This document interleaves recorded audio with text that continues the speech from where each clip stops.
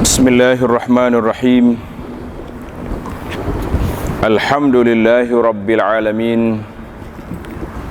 Wassalatu wassalamu ala al-mab'usi rahmatan lil alamin, nabiyyina Muhammadin wa ala alihi wa sahbihi ajma'in.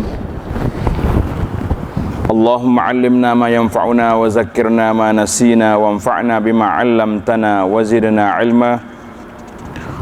Wala hawla wala quwwata illa billahil aliyyil azim, wa ba'd.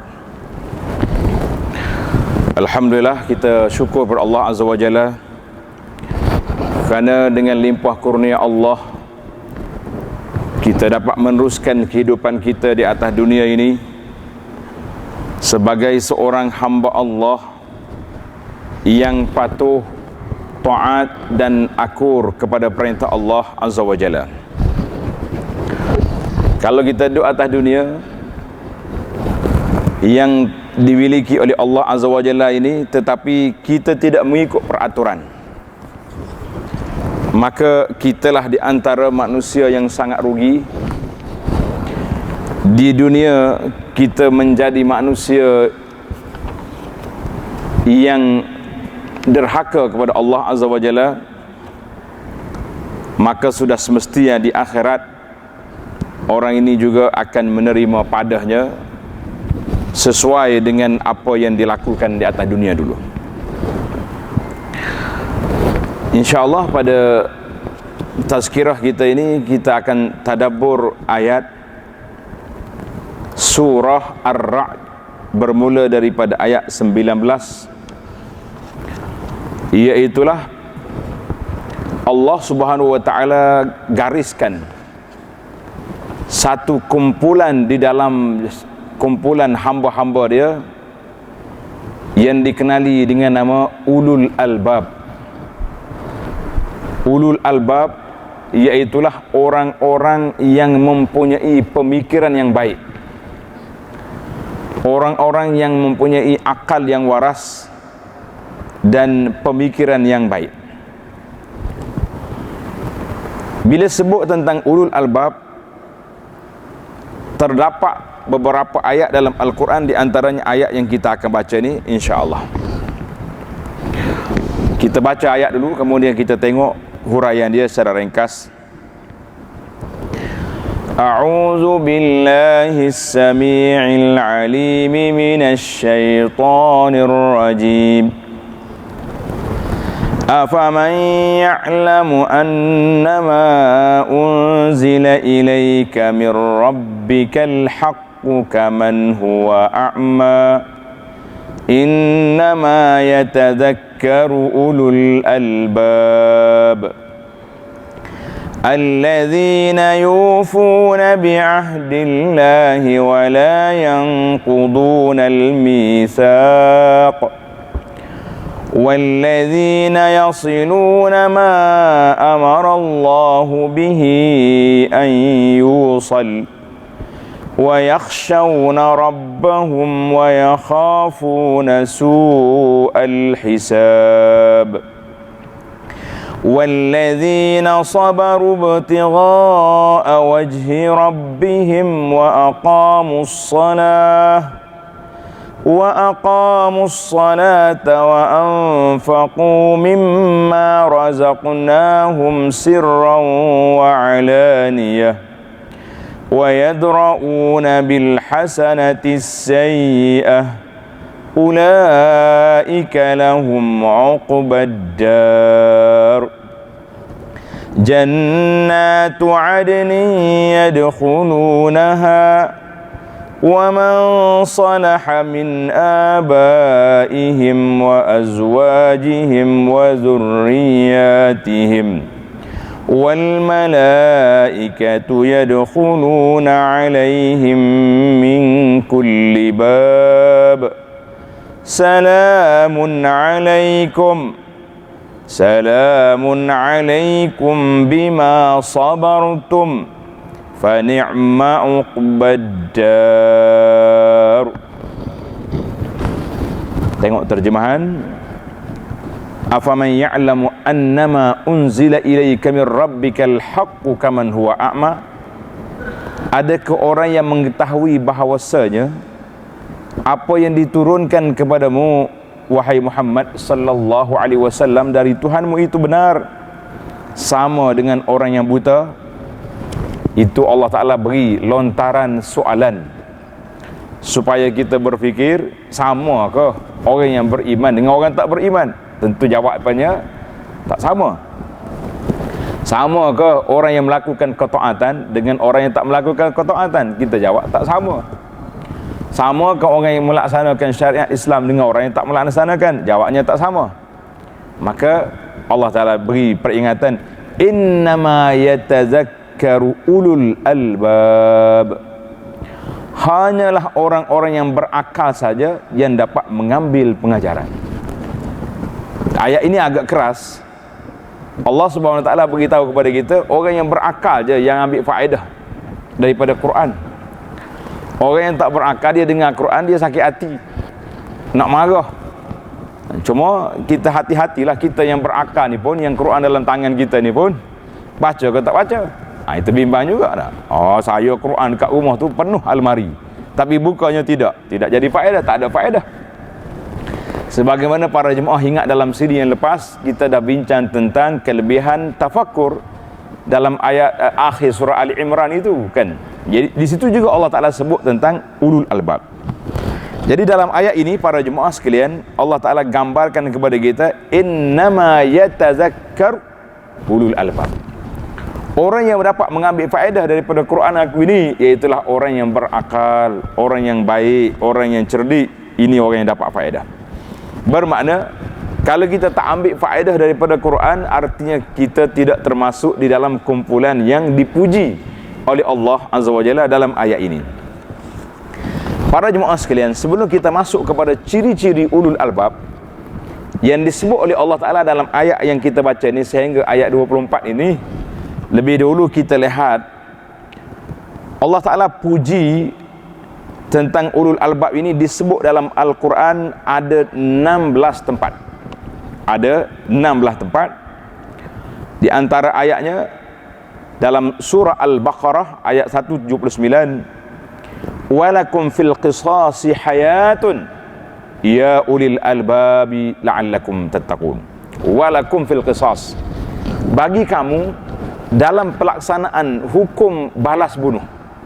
Mana kalau orang ni bunuh orang dengan sengaja, undang-undang syariat Allah Ta'ala, kita kena balas bunuh orang tu. Tak ada dalam Islam ni penjara seumur hidup. Sebab penjara seumur hidup kita kena bagi makan. Bila kita kena bagi makan, sekarang ni para jemaah kena bagi tahu, dia dalam, walaupun orang dalam penjara, tapi dia ada hak asasi. Kita belajar tengok dalam berita mengatakan kerajaan terpaksa kena tanggung berapa puluh ringgit sehari orang duduk dalam penjara. Bayangkan kalau dia duduk seumur hidup, dia masuk penjara umur 25 tahun. Kebetulan pula umur dia panjang sampai 70 tahun. Berapa tahun kita kena tanggung? Undang-undang Allah Azza wa Jalla, orang ni sudah sabit dia bunuh orang dengan sengaja, tidak ada syubhat lagi, maka qisas, balas bunuh. Dalam masa 2 hari kita hanya baru habis RM80 dan dia telah selesai masalah. Harta yang, keuangan yang kita tanggung dia dalam penjara, patutnya keuangan itu diberi kepada anak-anak yang ditinggalkan, anak yatim yang ditinggalkan. Tapi sekarang ini tidak. Bapa dalam penjara diberi makan, anak-anak di rumah terpaksa mencari makan. Maka Allah kata, walakum fil qisasi hayah. Apa nak hayah? Kehidupan. Ya ulil albab. Apa ni? Bagi orang yang mempunyai akal pemikiran. Kemudian ayat yang kedua dalam Al-Baqarah 269, yu'til hikmata man yasha wa man yu'tal hikmata faqad utiya khairan katsira. Allah kata, Allah Ta'ala beri hikmah, kebijaksanaan, ilmu itu kepada siapa yang dia nak, dan siapa yang Allah Ta'ala beri hikmah, maka dia telah diberi kebaikan yang banyak, yang besar. Wa ma yatazakkaru illa ulul albab. Masih lagi Allah Ta'ala sebut bahawa orang yang dapat mengambil faedah daripada hikmah ini hanyalah orang yang mempunyai akal pemikiran, ulul albab. Tuan-tuan boleh tanda ayat Al-Baqarah 269 sama juga. Wa ma yatazakkaru, dalam surah Ali Imran juga sama, di akhir ayat yang kita sebut itu, Dan banyak lagi ayat-ayat lain Allah Ta'ala sebut tentang innama yatazakkaru ulul albab. Jadi para jemaah sekalian, bila disebut tentang ulul albab, manhum, siapa mereka? Ini timbul soalan lagi, siapa mereka? Kenapa timbul soalan siapa mereka? Sebab kita dah tahu kelebihan 16 ayat Allah Ta'ala sebut tentang ulul albab. Maka nak tak nak kita jadi dalam kumpulan ini, sudah tentu orang yang berfikiran yang waras, orang yang berfikiran yang baik akan mengatakan, kami nak. Manakah ciri-ciri, manakah sifat-sifat mereka? Maka Allah Ta'ala jawab dalam ayat yang ke-20. Tanda tuan-tuan, ayat yang ke-20 ini dia panggil yang pertama. Allah kata apa? Alladzina yufuna bi'ahdillah wa la yanqudunal mitsaq. Yang pertama sekali, iaitulah orang-orang yang memenuhi janji Allah dan tidak merusakkan perjanjian. Ini penting. Yang pertama siapa? Alladzina yufuna bi'ahdillah. Orang yang menunaikan janji dia dengan Allah Azza wa Jalla. Bila kita berjanji dengan Allah, timbul soalan. Bila kita berjanji dengan Allah, jawabnya di alam zuriat dulu. Sewaktu timbul soalan, alastu bi rabbikum, Allah tanya kita, alastu bi rabbikum, bukankah aku ni Tuhan kamu? Semua makhluk-makhluk di ada alam zuriat telah memberi jawapan qalu bala. Mereka mengatakan ya, kami beriman, syahidna, kami menyaksikan bahawa Allah Tuhan kita. Cuma malangnya nak kata apa? Malangnya bila dia mari keluar atas dunia ini, Nabi SAW sebut dalam hadis, kullu mauludin yuladu alal fitrah. Setiap anak itu dilahir di atas landasan yang suci, yang bersih. Tetapi acuan hidup mereka dicorakkan oleh ibu bapa. Fa abawahu yuhawidanihi au yunassaranihi au yumajjisani. Dua ibu bapa yang telah mencorakkan hidup. Orang lahir, anak-anak lahir di rumah orang Islam, kita kata alhamdulillah, dia membesar dalam keadaan Islam. Anak-anak yang lahir di rumah orang Yahudi, di rumah Kristian, di rumah orang Buddha, maka itulah besar, sehinggalah Allah Ta'ala beri hidayah kembali kepada mereka, maka mereka kembali kepada fitrah. Itu perjanjian dengan Allah Azza wa Jalla. Namun begitu, para ulama tafsir mengatakan perjanjian itu dengan Allah Azza wa Jalla, dan juga semua perjanjian-perjanjian di antara kita dengan manusia. Sebab itulah bila kita berjanji, jangan ditipu. Janji tak boleh ditipu. Sekarang ni zaman-zaman di antara tanda-tanda alamat-alamat kiamat ini, Nabi SAW sebut banyak orang yang berjanji tapi tak tunai janji. Pasal itulah bila kita buat perjanjian, kita mesti laksanakan apa yang kita janji. Jangan mudah-mudah ya. Nah, senang yang kita kata kita hari ni buat perjanjian, kita tanda tangan, tapi esok kita batalkan. Itu bukan sifat ulul albab yang disebut oleh Allah Azza wa Jalla. Dan Nabi juga sallallahu alaihi wasallam sebut dalam hadis tentang sifat orang yang bukan benar-benar beriman, iaitu disebut dengan nama sifat munafik. Dalam hadis Nabi kata, di antaranya iza haddasa kadzaba, bila bercakap bohong, wa iza wa'ada akhlafa, apabila mereka janji tak tunai janji, wa iza ahada ghadar. Ini apabila berjanji tipu. Waktu kita perlu kita berjanji, waktu tak perlu kita langgar janji, kita kata la, itu sifat munafik. Wa iza khasama fajar, bila dia berdebat, bila dia berhujah, dia bukan nak cari kebenaran, tapi mereka ni nak mencari kemenangan. Wa iza tumina khana, apabila diberi amanah mereka khianati. Ini sifat munafik. Maka kita jauhi daripada sifat ini. Ini yang dikatakan sifat ulul albab. Yang pertama, iaitulah orang yang menunaikan janji dia dengan Allah Azza wa Jalla, dan orang yang tunai janji dengan makhluk. Pasal itu tak boleh senang-senang kita berjanji. Sebab itu Nabi SAW pernah tengok seorang ibu, dia janji nak bagi pada anak dia. Aku bagi benda ni. Nabi tanya, "Madza turid an ta'ti?" Mu nak bagi apa ke budak tadi yang macam kamu janji? Mak dia kata, saya nak bagi sungguh. Ni ada benda yang kita nak bagi. Nabi kata, kalau kamu tak bagi, walaupun anak sendiri, orang itu dianggap berdusta. Ibu-ibu jangan main. Kadang-kadang anak kita nak suruh anak bangun dah, nak suruh pergi sekolah, nanti mak bagi sekian-sekian. Bila budak tu bangun, tak bagi pula. Kita kata, lah, itu juga pembohongan. Apalagi kalau pembohongan yang lebih besar. Nah, kita buat janji-janji yang besar-besar, tiba-tiba kita tak tunai. Kita kata ini lagi berat di sisi Allah Azza wa Jalla. Jadi sifat seorang mukmin tidak. Sehingga ada asar mengatakan al-mu'min la yakzib. Orang mukmin tidak berbohong. Orang mukmin tidak berbohong. Nabi SAW bila sampai di Madinah, dia telah buat perjanjian damai dengan siapa? Dengan orang-orang penduduk Madinah, termasuk di kalangan orang Yahudi. Yahudi di Madinah besar, 3 kabilah yang besar.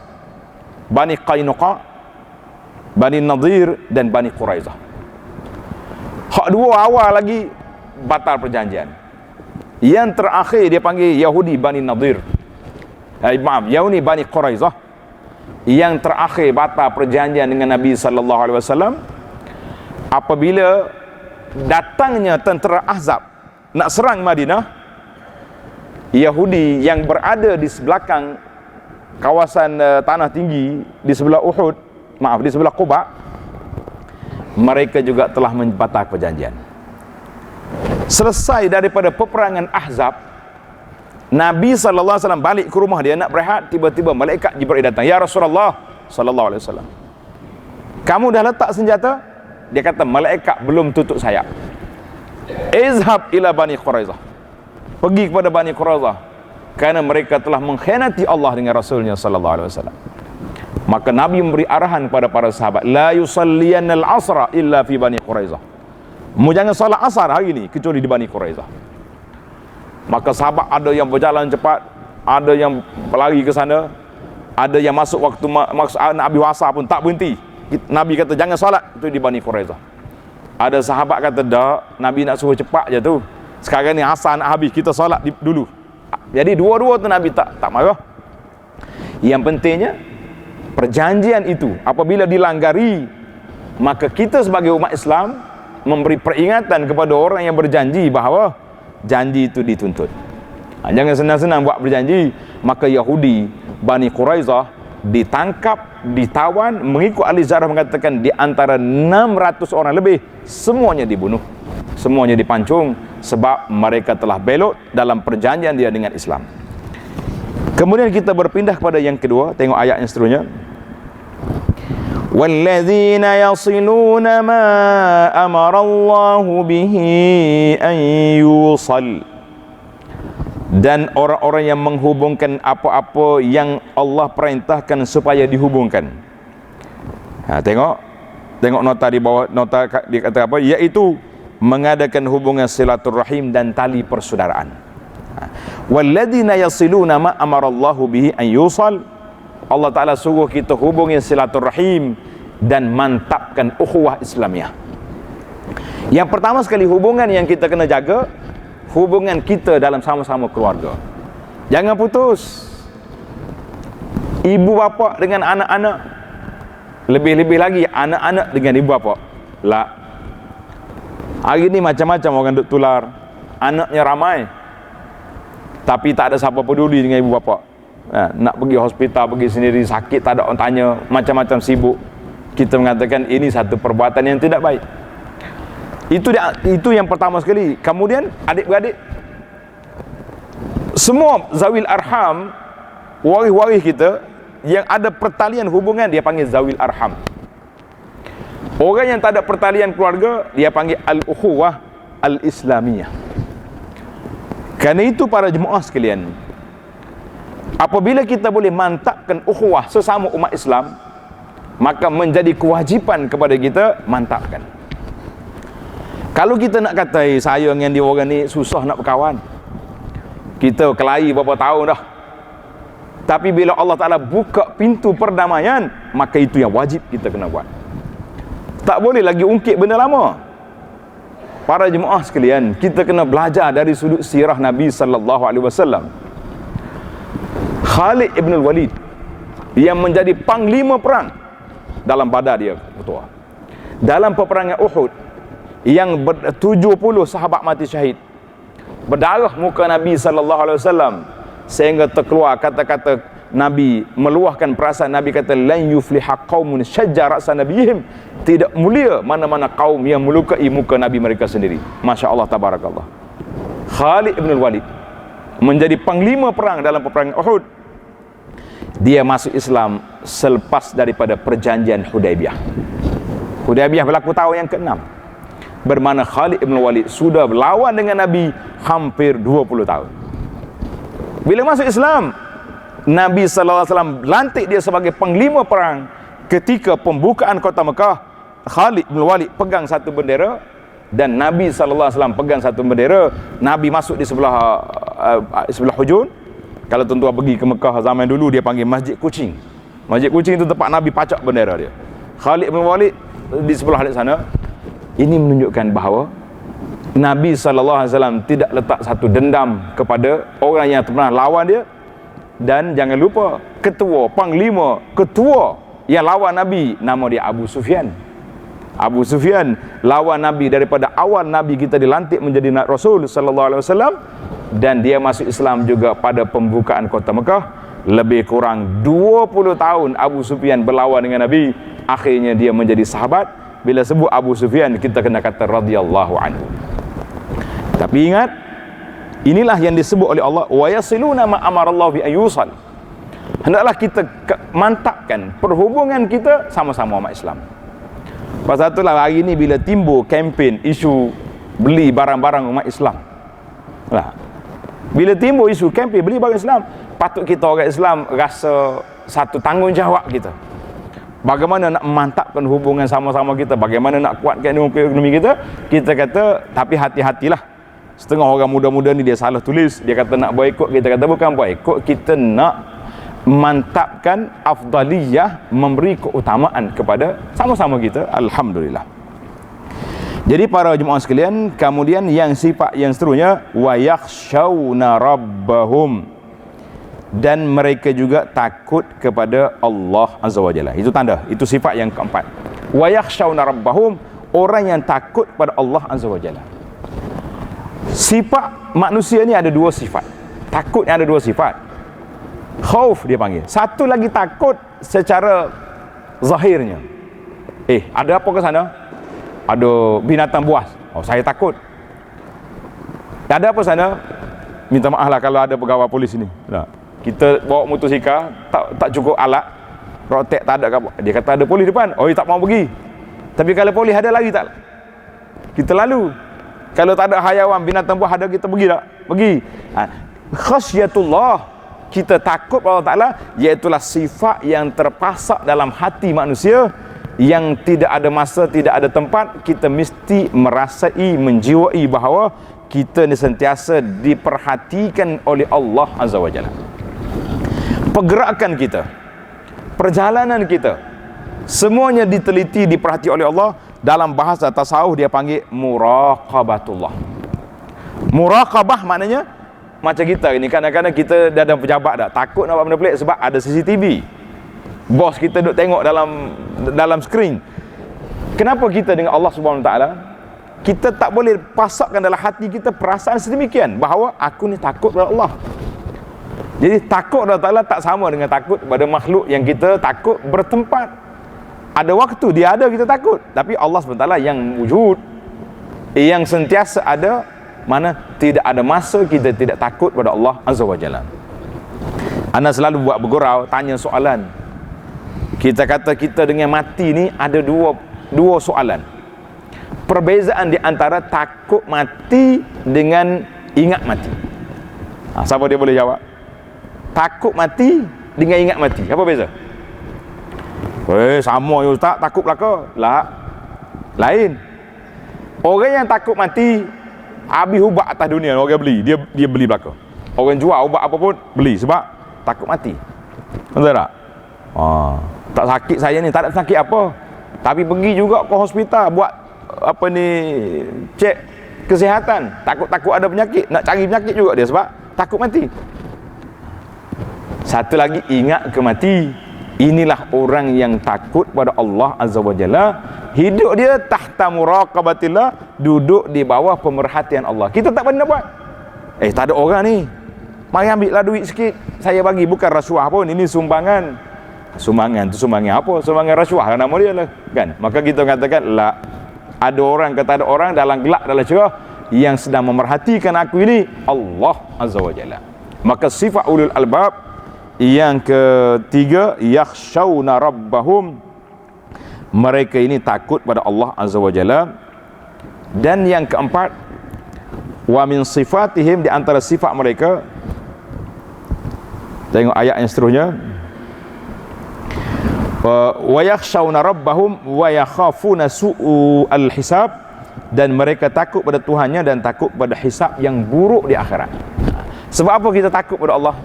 Sebab di sana ada akhirat, di sana ada hitungan, di sana ada pembalasan. Maka kita akan tak berani nak buat. Kita ni kalau tak ada kira-kira, kita duduk di pejabat pun ada juru audit, kan? Juru audit dia panggil. Audit mari ni menggigil kita, cari file, tengok dia punya bil invoice yang dia keluar ada tak ada. Kita sekarang ni yang jadi juru audit kitanya, iaitulah yang telah dilantik oleh Allah. Nama dia para malaikat. Malaikat tak salah. Kerana itu para pengkari, para ulama mengatakan, memberi nasihat kepada kita. Dia kata apa? Dia kata suratan amalan yang kita nak baca di akhirat nanti, kitalah penulisnya. Ingat kata-kata ni. Suratan amalan yang kita nak baca nanti, kitalah penulis. Kita nak baca apa depan Allah Azza wa Jalla esok? Daripada pagi sampai petang nak tengok surah amalan kita penuh dengan zikir, dengan baca Quran, dengan nasihat, dengan perjuangan, dengan kita tulis. Kalau kita nak baca daripada Allah, bangun pagi-pagi buat apa? Mengumpat orang, mengeji orang, duduk hina orang, kena pada orang. Itulah yang kita akan baca di hadapan Allah Azza wa Jalla. Nas'alullaha as-salamata wal afiyah. Sifat yang keempat, tengok ayat 22. Walladzina sabaru ibtigha'a wajhi rabbihim, dan orang-orang yang sabar kerana mencari keredaan Allah Azza wa Jalla. Dalam ayat ini Allah Ta'ala sebut kepada kita sifat sabar. Apa dia makna sifat sabar di sini para jemaah sekalian? Iaitulah ulama mengatakan sabar itu ada beberapa kategori. Yang pertama, sabar melakukan ketaatan. Sabar melakukan ketaatan.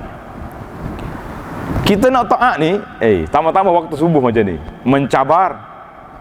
Sedar-sedar tengok hujan pula, Masya Allah, tabarakallah. Ingat bangun subuh, tadi nak pergi masjid, kena hujan, pakai berhenti situ ya. Bukan zakat masjid, bangun subuh pula. Ini berat. Yang kedua, sabar meninggalkan maksiat. Orang nak berhenti maksiat ni payah tahu. Orang nak berhenti benda mungkar ni bukan senang, dah menjadi kebiasaan dia. Saya dah buat kaji selidik secara mudah-mudah. Kita tanya pakcik-pakcik ni, pakcik, apa benda maksiat yang paling payah nak tinggal? Dia kata, Ustaz, yang lain-lain saya boleh tinggal dah, tapi satu lagi yang tak boleh tinggal. Apa dia agak-agaknya? Apa dia? Bunyi slow dia jawab, rokok. Betul dah tu. Duduk Mekah di Arafah, isap rokok. Pakcik tua isap rokok. Bila kita pergi nasihat pakcik, kita duduk Arafah ni sekarang, dia celik mata dengan saya, siapa awak? Allah Ta'ala sebut dalam Quran, wala jidala fil hajj, tak boleh bantah dalam haji. Kita pun, saya pun jemaah haji juga, pergilah cakap. Sedih tuan-tuan, orang lain pergi Mekah cari haji mabrur, pakcik kita ni pergi Mekah bawa haji Marlboro. Berat juga tak? Bawa, tak kira nama apa rokok, yang penting Marlboro tu jenama rokok lah. Sebab tu bila timbul isu utama kan apa ni, beli orang Islam, saya kata hak ni bukan sangat utama, wajib boikot. Dah lah tak ada logo halal, tak ada. Gambar di kotak tu pula, dulu gambar tengkorak, sekarang ni gambar apa? Gambar jantung apa? gambar jantung, benda-benda yang tak baik semua tu. Kita kata hak ni wajib boikot. Bukan kata kena beli, tak kira orang Islam tak Islam jual. Yang ketiga, sabar menghadapi kesusahan. Yang kita ingat hari ni bila sebut sabar, sabar bila susah. Sabar melakukan ketaatan. Untuk maklumat cerita sabar ni, saya pergi ke Brunei pada minggu lepas. Alhamdulillah kita sempat jumpa dengan wakil Jabatan Kehakiman Negara. Dia taklimat kepada kita tentang pelaksanaan kanun hukum syariah yang telah dipersetujui oleh Baginda Sultan Brunei, Hafizahullah. 2013 bila Tuanku Sultan Ijtihad nak laksanakan undang-undang syariah hudud, inilah kalau kita kat hudud ataupun kisah ni, tekanan daripada pihak antarabangsa cukup dahsyat. Cuma dia kata alhamdulillah setakat ni tuanku masih istiqamah nak meneruskan walaupun tekanan daripada berbagai-bagai pihak. Kita kata ini sabar melaksanakan syariat Allah bukan satu benda yang mudah. Mudah-mudahan Allah Ta'ala beri kepada orang-orang yang nak melaksanakan syariat Allah Ta'ala ini pahala yang besar. Orang-orang yang dapat melaksanakan tuntutan syariat Allah Ta'ala ini, Allah Ta'ala sebut dalam Quran, innama yuwaffas sabiruna ajrahum bighairi hisab. Allah Ta'ala beri pahala kepada orang sabar tanpa hisab. Sebab itu pahala sabar itu berbeza-beza. Ada orang ni sakit kanser tahap berapa, jiran sebelah tak tahu dia sakit. Sebab dia tak mengadu dengan orang, tak mengadu dengan orang ni, dia hanya beritahu kepada doktor dan dia mengadu kepada Allah Azza wa Jalla. Ada kawan kita ni Masya Allah pening kepala sikit lah, kalau ambil Panado pun insya Allah hilang. Satu dunia tahu. Dia mengadu dengan siapa? Dia mengadu dengan siapa? Mengadu dengan Tok Syekh dia, nama Facebook. Tulis belakang, hari ni sakit gigi tak boleh baca Quran. Masya Allah. Nah, waktu sakit gigi tak baca juga. Pasal itulah Allah Ta'ala sebut bahawa ganjaran orang yang sabar bighairi hisab, tanpa limit. Kenapa tanpa limit? Sebab berbeza-beza tahap orang yang sabar. Ada orang yang Masya Allah kesabarannya sangat tinggi, istiqamah dia sangat besar. Kemudian sifat yang kelima, tanda wa aqamus salah, iaitulah orang yang mendirikan salat. Ini sifat yang kelima. Para jemaah sekalian, Allah Ta'ala sebut di sini aqamus salah, mendirikan salat. Maknanya orang yang menunaikan salat dengan rukunnya, dengan syaratnya, dengan sunnahnya, sunat abadnya, sunat hayahnya kita buat dengan sempurna. Dan yang tinggi lagi darjat dengan khusyuknya, maka orang ni tinggi darjat. Habis kita yang tak khusyuk ni tak payah salat. Kita kata lah, jangan salah anggap. Ana dah jumpa dengan seorang hamba Allah Ta'ala. Dia kata, Ustaz, saya dulu salat, lah ni tak salat. Pelik. Biasanya orang tak salat ni zaman muda-muda dulu kan. Dah kita berumur tua ni insaf salat. Dia terbalik. Saya kata, kenapa tak salat? Berapa lama dah? Dia kata setahun dah. Sebab dia berpindah pergi kerja di satu negeri, saya tak sebut nama negeri ni. Dia jumpa dengan seorang syekh mursyid. Tengok hebat ni. Tok Syekh tu kata, selagi kamu tak kena diri, maka kamu tak kena Allah. Bila tak kena Allah, tak boleh salat. Kata subhanallah, ini ajaran sesat nama dia, tuan-tuan. Saya pun interview dia, nama apa, isteri nama apa, anak nama apa, semua ingat belakang. Saya kata, mana tak kena diri? Kena. Orang tak kena tu orang duduk di hospital sakit telit. Tu baru tak kena diri. Salat. Jadi panjanglah kita ceramah, mudah-mudahan dia salat balik. Jadi para jemaah sekalian, sifat yang seterusnya wa aqamus salah, tengok dalam ayat kita ni, sifat yang keberapa dah? Yang kelima, yang keenam kan? Wa anfaqu mimma razaqnahum sirran wa alaniyah, dan mereka menafkahkan dengan rezeki yang telah kami berikan kepada mereka secara sembunyi atau terang-terangan.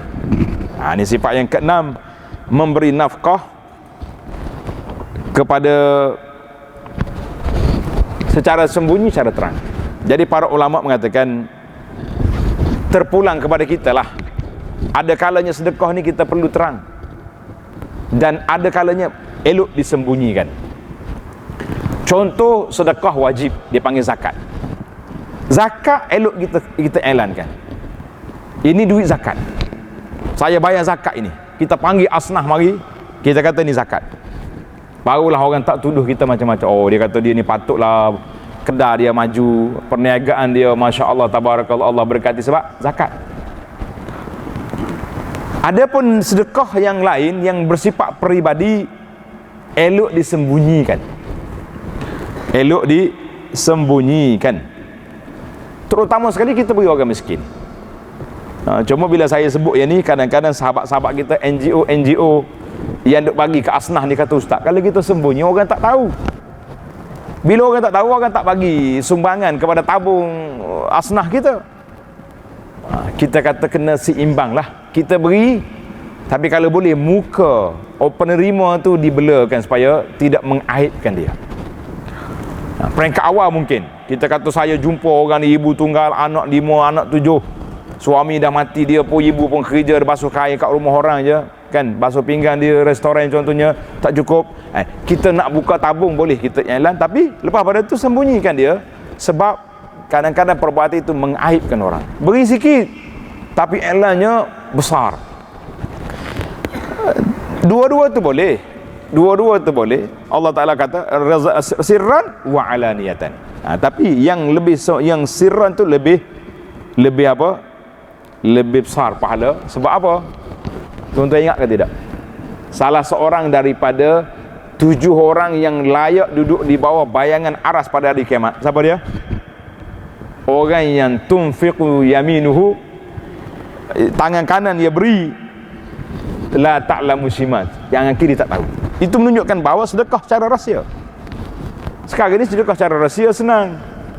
Kita ambil je nombor akaun mana-mana rumah-rumah anak yatim, rumah kebajikan, masjid, akaun pondok contohnya. Senyap-senyap ya kita masuk. Orang yang nak cek pun tak dapat, dia tulis hamba Allah. Selesai masalah. Masya Allah. Jadi ini dia panggil dua-dua sifat ni boleh berlaku. Terang, sembunyi, tapi yang bersifat peribadi sembunyi lebih baik. Sifat yang seterusnya, yang ke berapa dah? 4, 5, 6, 7 dah.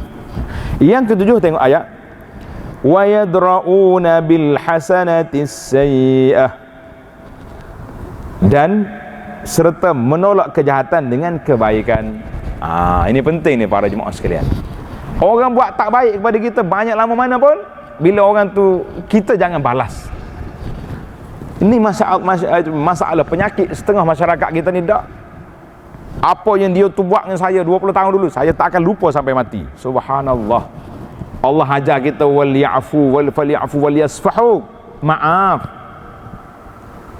Kita kata aku tak lupa sampai mati. Lah, kita kata keburukan orang buat kita balas dengan baik. Sebagaimana kata di para pendakwah, jadilah seperti pokok, orang lontar dia dengan batu, dia gugurkan buah. Menarik tak menarik? Patut dia gugur batu juga. Kalau gugur batu juga tu engkau lontar tak pandang. Tu lah, lontar naik jatuh atas kepala sendiri, tu cerita lain. Tapi naknya orang dia lontar dengan batu, dia gugur dengan buah.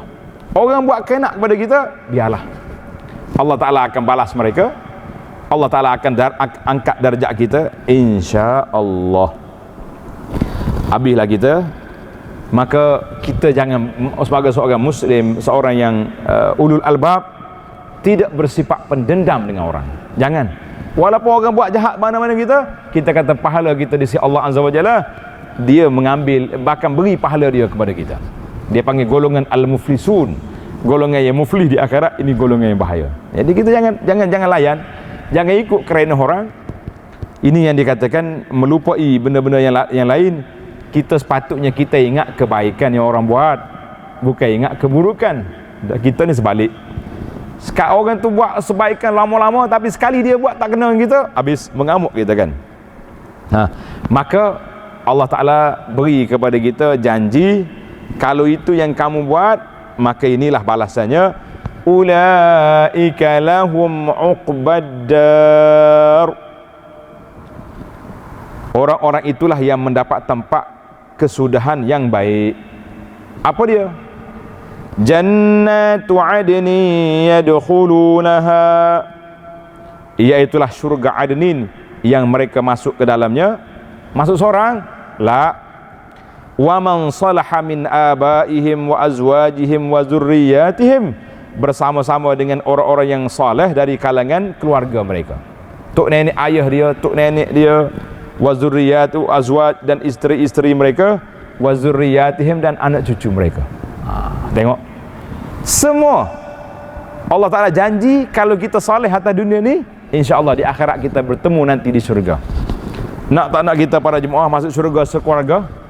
Dulu kita dah kempen kan, masuk surga sekeluarga. Ingat kan? Kita akan kumpul balik. Kemudian wal malaikatu yadkhuluna alaihim min kulli bab, dan para malaikat masuk dari semua penjuru. Ini sifat surga. Surga dia terbuka, malaikat boleh mari. Berbeza dengan neraka. Neraka dikurung dalam lubang yang begitu dahsyat. Salamun alaikum bima sabartum fa ni'ma uqbaddar. Malaikat mari ucap kepada kita, salamun alaikum, sejahtera kepada kamu hai ahli syurga, maka tinggallah kamu, alangkah baiknya tempat kesudahan kamu. Alhamdulillah. Para jemaah sekalian, ini dia panggil tadabbur ringkas kepada ayat ulul albab. Mudah-mudahan kita doakan kepada Allah, minta dengan Allah Azza wa Jalla supaya Allah Ta'ala jadikan kita termasuk di kalangan ulul albab yang melaksanakan apa yang telah digambarkan oleh Allah, sifat-sifat, 7 sifat mereka ini, insya-Allah. Subhanakallahumma wa bihamdika asyhadu an la ilaha illa anta astaghfiruka wa atubu ilaih. Wa sallallahu ala nabiyyina Muhammad wa ala alihi wa sahbihi ajma'in. Walhamdulillahi rabbil alamin. Majik kita dia automatik. Bila masuk waktu syuruk, lampu dia pun mati lah. Automatik. Kita pun kena berhenti lah.